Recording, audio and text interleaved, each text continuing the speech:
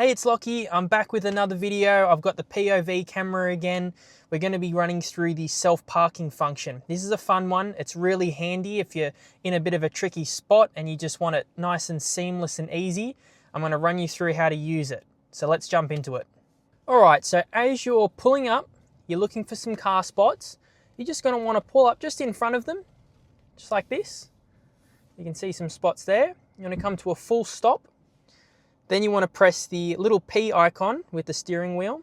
That represents the self-parking. And you'll see up on the screen, it will then give you a representation of where it wants to park. So you can press by tapping this forward or back. So you can go in forward or back. I prefer to reverse into most spots. It's a little bit easier. Once it's in there, all you want to do is just press start. From there, it will basically tell you what to do. So release brake to move. So hands off the wheel, and then you want to release the brake. The car will start driving itself now.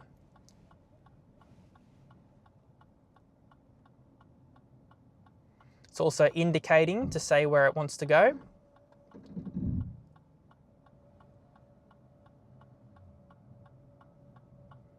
Now, it's a little bit scary if you've never done it before, so you just have to trust the process.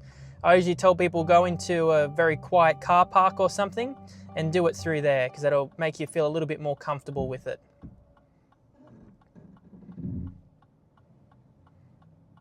So it's pretty particular. It's going to readjust itself now.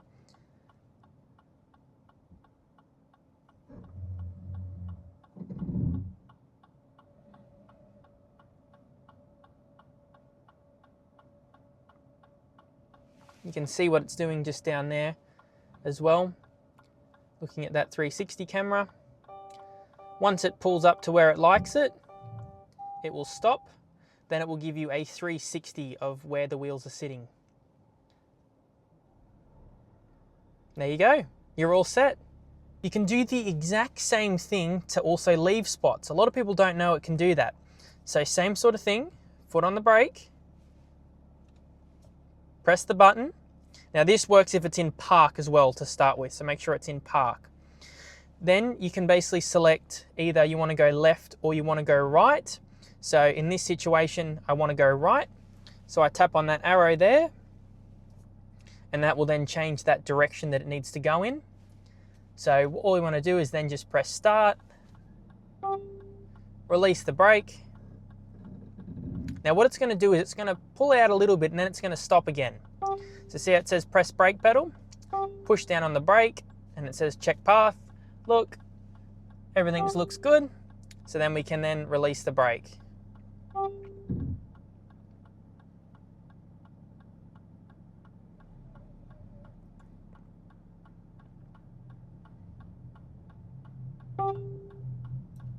So now as you take off, you can basically just move the steering wheel with your hand and it just takes over, and then you can just take off like normal and it will cancel that. Super easy. It's good fun. Give it a shot. Now for a parallel park, all you're going to do is you're going to pull up next to where you'd like to park. Preferably if you park next to the spot you want to go in. So if you've got a car in front and a car behind and there's that little gap, if you pull up right next to the spot, it usually works better that way. Otherwise, sometimes you may need to creep up a little bit. Then all you do is basically just hit that P button again. And you'll see here, it's looking like it's going to park in a bit of a strange way. So what we want to do is we want to press this P down below here. So now it sees that spot. So all we're going to do now is just press start, release the brake.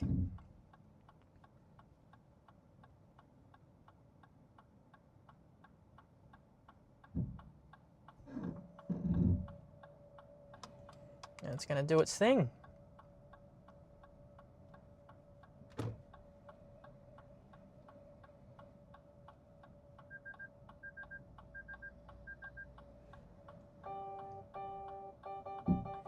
There we go, and it's going to adjust itself. You see, it's very accurate. It knows everything around it.